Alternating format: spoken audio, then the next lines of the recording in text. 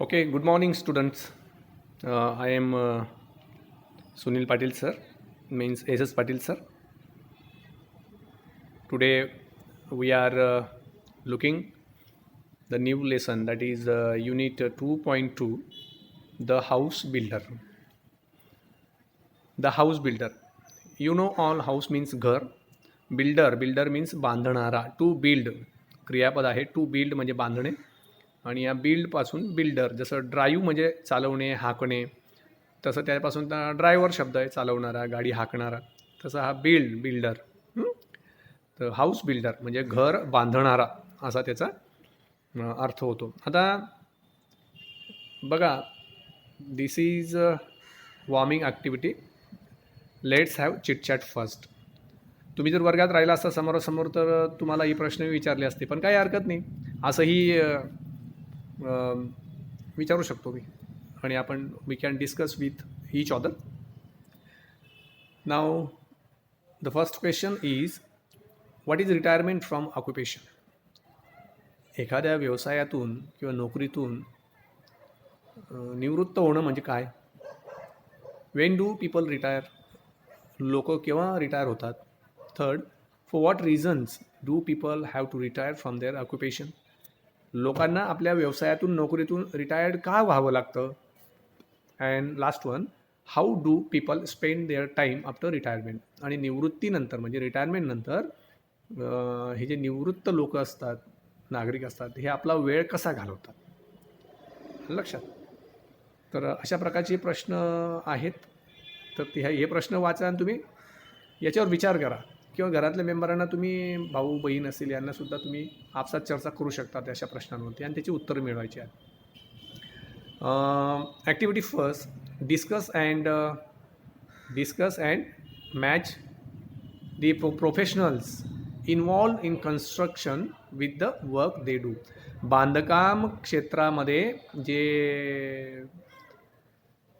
क्षेत्राशी संबंधित जे लोक आहेत ना, त्यांचा प्रोफेशन म्हणजे त्यांचा व्यवसाय काय आहे याच्यावरती चर्चा करायची आहे, आणि या जोड्या लावायच्या आहेत आपल्याला, बरं का. डिस्कस अँड मॅच, चर्चा करायची आणि जोड्या लावायच्या आहेत. कॉलम ए अँड कॉलम बी, नीट लक्ष द्या बरं का. आता आर्किटेक्ट मीन्स आर्किटेक्ट कोणाला म्हणतात? जो घर, जसं आपल्याला घर बांधायचं असेल ना, तर त्यावेळेस आपण घराचा आराखडा तयार करतो, हो की नाही? आपल्याला किती रूमचं घर बांधायचं आहे असं, तर त्यासाठी आपण कोणाकडे? आर्किटेक्टकडे जातो. आर्किटेक्ट आपल्या घराचा आराखडा काढून देतो, की तुम्हाला हे असं डिझाईन करून देतो, प्लॅनिंग आणि डिझाईन करून देतो आर्किटेक्ट. अँड इंजिनियरचं काय काम आहे ते इथे दिलं आहे. इंजिनियर काय करतो? घरं बांधण्याचंच काम करतो. म्हणजे तो नाही बांधत, तो गाईडलाईन देतो बांधणाऱ्याला. बिल्डिंग कॉन्ट्रॅक्टर, आता बिल्डिंग कॉन्ट्रॅक्टर म्हणजे समजा एखादी बिल्डिंग बांधायला घ्यायची, माझ्या हाताखाली म्हणजे माझ्याकडे मजूर आहेत, मग किंवा मी असं सांगतो की 10 लाखात मी एवढं तुम्हाला बांधून देईन. म्हणजे आपण त्याला कॉन्ट्रॅक्ट देतो की मला 10 लाख द्या, मी 10 लाखामध्ये तुम्हाला हे सगळं बांधकाम करून देतो. एवढं तुम्हाला काहीच करायची गरज नाही, रेडीमेड तुम्हाला घर तयार करून देतो. हा ना. कार्पेंटर म्हणजे सुतार, त्याचं काम काय असतं? मॅसन म्हणजे मिस्त्री म्हणतो आपण त्याला. मिस्त्री बांधकाम जो करतो ना, जो चुना, सिमेंट आणि विटा एकमेकांना ठेवतो आणि ते बांधकाम करतो, त्याला आपल्याकडे मिस्त्री असं म्हणतात. टिलर आणि इंटेरियर डेकोरेटर. डेकोरेटर म्हणजे आपलं घर बांधून झाल्यानंतर घरामध्ये आपल्याला कोणकोणत्या ठिकाणी सुशोभीकरण करायचं आहे, तर त्या संदर्भात आपण इंटेरियर डेकोरेटर असतो, ते संपर्क करतो. मग तो आखून देतो की तुम्हाला हे असं करायचं आहे, तसं करायचं, इथे ते करावं लागेल, असं प्लॅनिंग डिझाईन तो करतो. याचा अर्थ या बी कॉलममध्ये दिलेला आहे सगळं. आलं लक्षात? प्रत्येक म्हणजे आर्किटेक्ट, आता हा आर्किटेक्ट आहे ना, याचा अर्थ दिलेला आहे. काय आर्किटेक्टची जोडी काय? मला वाटतं ही आहे, supervises construction, employees, workers, professional etcetera, हे असेल बहुतेक. आता इंजिनियर काय करतो? काय हां असेल तर ensure structure will be strong and stable.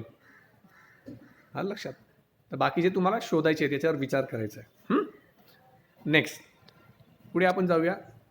Activity काय आहे ही बघा. ॲक्टिव्हिटी बघा. A word can be broken into units of pronunciation each having one vowel sound with or without consonant sounds around it. Sorry.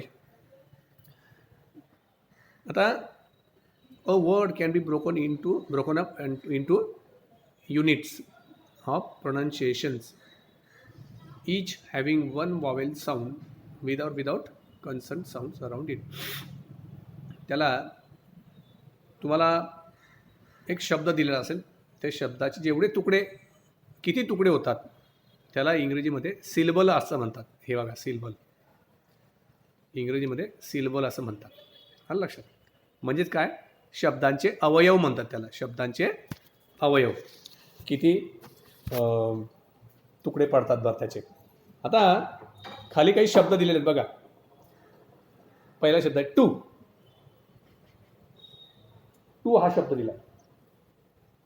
किती, एकच letter आहे आपलं, एकच उच्चार आहे टू. म्हणजे एक सिलॅबिक, वन सिलॅबिक वर्ड आहे, वन सिलॅबिक. पुढचा शब्द आहे गॉट. हा गॉट शब्द आहे बघा. हा गॉट शब्द आहे.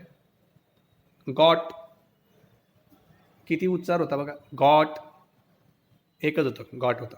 किंवा गॉट, गॉट दोन सिलेबल म्हणजे हा डाय सिलॅबिक वर्ड आहे. पुढचा आहे विल. विल फक्त व उच्चार होतोय, वी होतोय. लचा आपण जोराने उच्चार करतच नाही ना. वी ल असं नाही म्हणत ना. वी ल असं जर म्हटलं असतं तर मग दोन सिलॅबल झाले असते, सिलेबल झाले असते. विल फक्त वन सिलॅबिक आहे. सी वन सिलॅबिक आहे. एटसेट्रा, एटसेट्रा, एटसेट्रा तीन तीन तीन सिलॅबल आहे, थ्री सिलेबल आहे.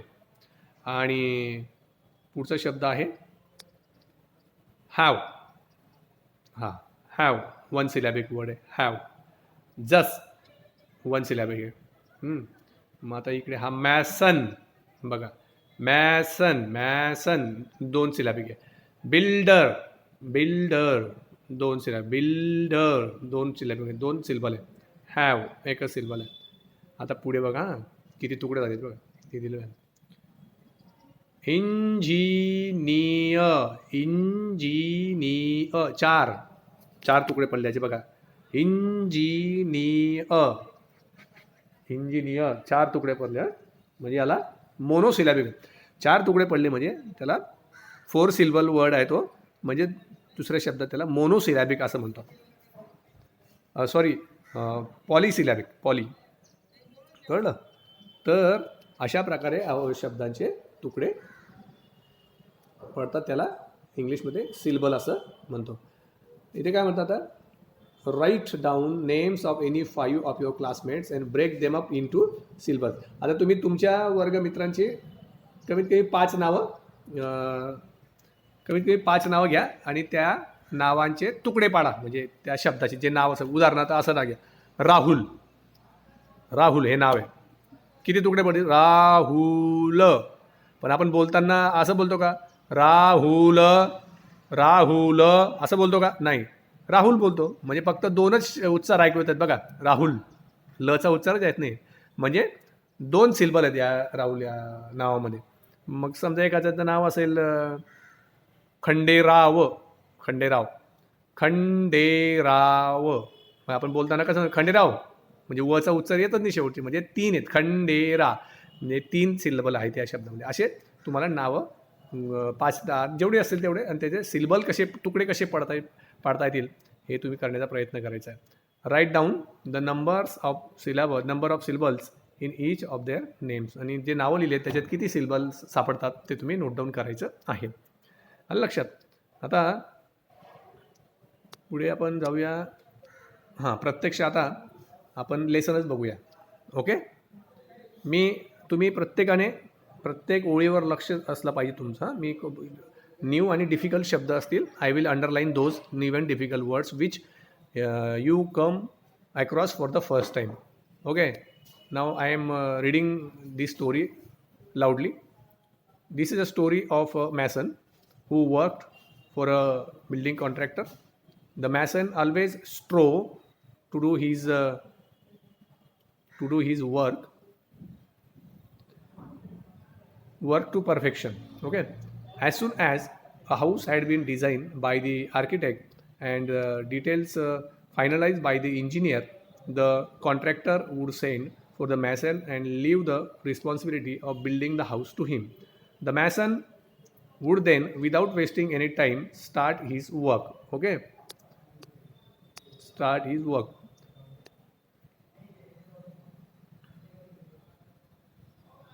He would take great interest in his work of building and do it with full dedication. नीट शब्द बघा, डेडिकेशन सर्कल केलं आहे.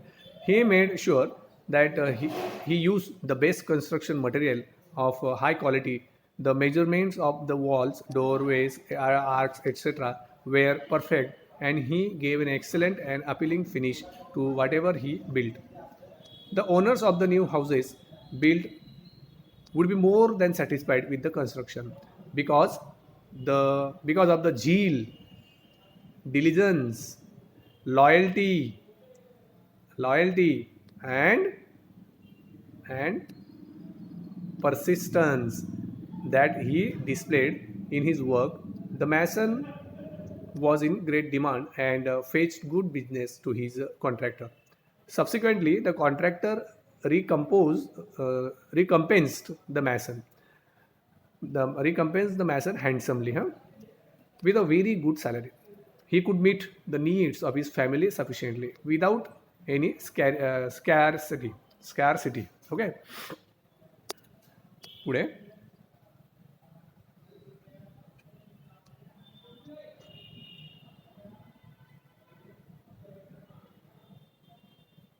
the mason thus continued working with great devotion for many years till he became a grandfather. Then he decided that to it was time to retire and spend time playing with his grandchildren. Being a firm-minded person, he informed his contractor of his decision to retire from house building. The contractor was very disheartened, नीट बघा, to lose such an excellent workman and urged the mason to continue his job, but no avail. But no avail. But to no avail. Okay. पुढे finally, the contractor convinced the mason to build one last house on a beautiful and convenient site as a special favor. The mason agreed to do this with great reluctance, not too happily either. The construction started. It was a most beautifully designed house to be built at a sought after location. However, the mason could not put his mind and heart in his work. He did his work very roughly and next page, very roughly and carelessly, without interest or dedication. He ever building material used was of low quality, but he not care. He simply wanted to complete the job, haste and finally retire. The house was ready earlier than expected. Understood? Expected. Very roughly made structures, weak walls, poor finish, and did not look as good as all as designed. Yet the mason did not care. He informed the contractor that the house was ready and he was waiting to hand over his keys to him. The contractor arrived at the site. He had a file of legal documents in his hand.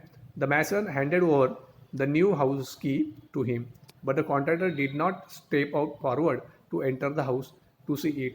Instead, with a broad smile, he handed over the file along with the house keys to the mason and said, beaming happy tone, "These are the ownership documents of this new house in your name. The house is yours. I had planned I had planned it as a gift for you." आता बघा ही story आहे. आता स्टोरीमध्ये काय आहे मराठीत translation आपण पुढच्या तासाला बघूया. आता मी मोठ्यानं वाचन केलेलं आहे, तसं तुम्ही सुद्धा मोठ्याचा वाचण्याचा प्रयत्न करायचा. जे न्यू अँड डिफिकल्ट वर्ड्स आहेत, शब्द आहेत, ते तुम्ही वहीमध्ये नोट डाऊन करायचे आहेत आणि त्याचे अर्थ मी तुम्हाला पुढच्या तासाला सगळ्यांचा अर्थ सांगणार आहे. इथे आपण थांबूया. Till then, good bye, take care.